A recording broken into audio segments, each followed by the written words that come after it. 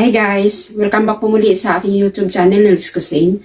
Ngayong araw may gagawin na naman akong panibagong video tungkol sa isang kasambahay na nahulog sa bintana habang naglilinis ng salamin. Kaya tayong lahat na namamasukan, mag-iingat tayo lagi sa ating mga ginagawa sa pang-araw-araw na trabaho.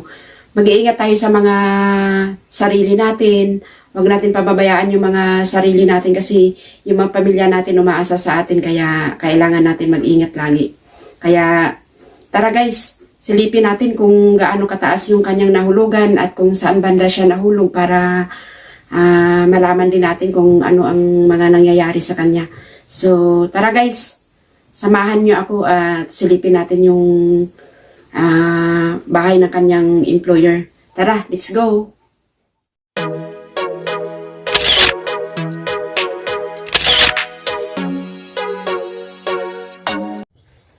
Maaga akong nagising ngayon guys kasi nag-jogging ako, dadaan ako dito sa bahay na namatayan ng isang kasambahay. Yung isang kasambahay namatay kasi nahulog daw sa bintana habang naglilinis, kaya tingnan ko yung bahay nila kung ano.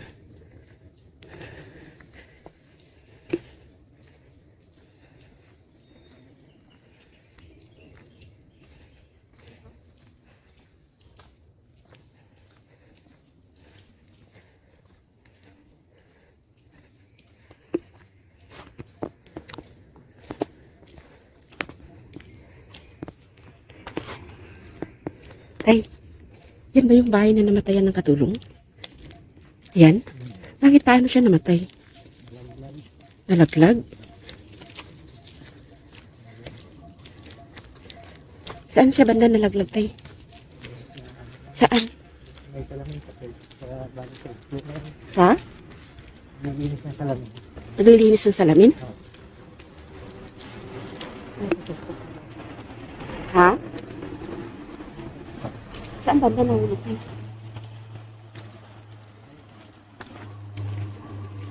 Doon siya nahulog. Yung mataas na yan?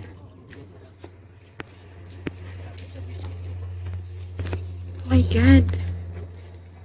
Bali itong bahay guys ang nahulog yung katulong. Doon wala sa taas na yun, dyan siya galing. Namatay yung katulong dito, nahulog galing sa bintana na naglilinis.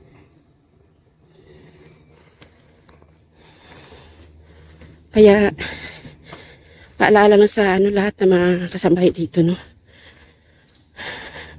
Pag inutusan kayo ng amo nyo na maglinis ng bintana, wag na wag kayong maglinis kasi hindi na yan party ng trabaho ng mga kasambahay maglinis ng bintana. Trabaho yan ng mga maintenance. Yan. Kasi ano na yun, mataas na, kaya wag na tayong umakyat sa mga matataas kasi delikado na yung buhay natin dyan. Nakakapanindig balahibo, tingnan yung bahay na nalaglagan ng isang katulong na nawala ng buhay. So yun, nakita ko rin yung bahay na yung isang kasambahay nalaglag kasi umakyat sa bintana, naglinis, tapos doon siya namatay sa pagkalaglag niya habang naglilinis siya ng salamin sa bintana. Nahulog siya. Kaya paalala lang sa mga kasambahay, pag inutusan tayo ng mga amo na ganito, ganyan, linisin ang bintana, wag na kayong sumunod kasi napakahirap na trabaho yan, mataas, at saka hindi natin alam na delikado yung buhay natin dyan. Kasi parang ang nangyari sa kanya parang nasa ibang bansa na. Kasi parang tinaya niya yung buhay niya habang naglilinis ng salamin. Ganun yung nangyari sa kanya. Napakasaklap ng buhay niya. Dahil lang sa paglilinis ng salamin sa taas na yun, nawala yung buhay niya.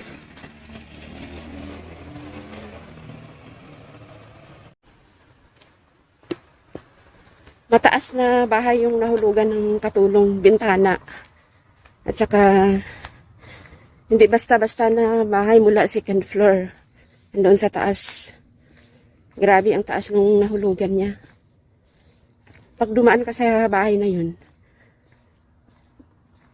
nakakapanindig balahibo yung yung mga nakakapanindig balahibo kasi makikita mo madaming mga puno tapos parang hindi siya masyadong maliwanag sa loob, medyo madilim yung part ng bahay nila.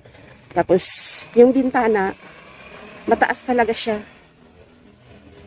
Yung nahulugan ng katulong na naglilinis, mataas talaga siya mula doon sa mula malapit sa rooftop. Nakakatakot yung mga ganyang sitwasyon. Kaya paalala lang sa mga kasambahay na inutusan ng amo niya na maglinis ng mga bintana, mga bubong. Wag na wag nyo nang gagawin guys kasi mapapahamak lang tayo dyan.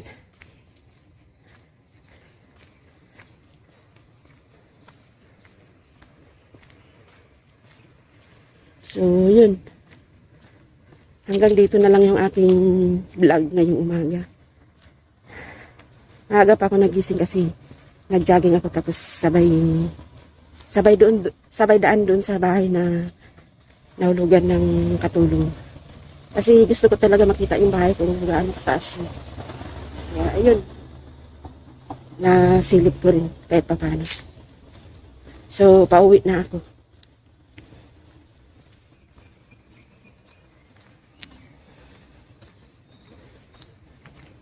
Tingnan mo pa lang yung bahay, parang maiiyak ka na kasi siyempre isang kasambahay na wala ng buhay dahil sa kanyang trabaho, dahil sa pamilya, ginawa niya yun.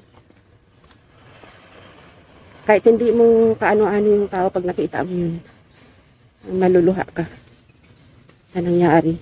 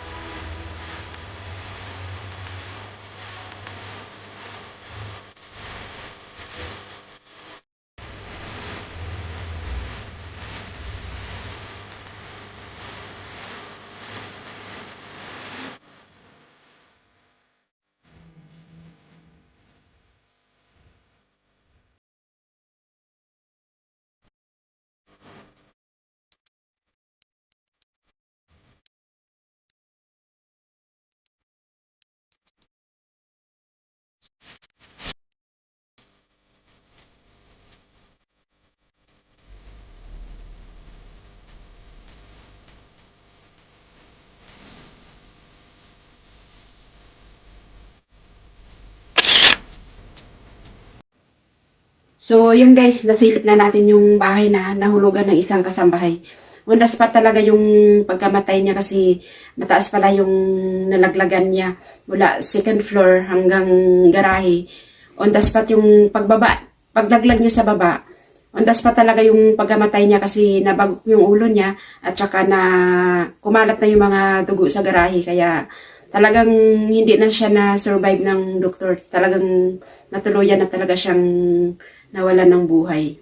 Nakakalungkot isipin na dahil sa pagtatrabaho natin nawalan ng buhay ang isang kasambahay. Napakasakit isipin na naiwan yung pamilya niya dahil sa trabaho. Kaya sa mga kasambahay na inutusan na maglinis ng bintana o kung ano dyan na mataas, wag na nating susundin guys kasi ano yun, mas delikado yun sa mga kasambahay na naglilinis ng mga matataas.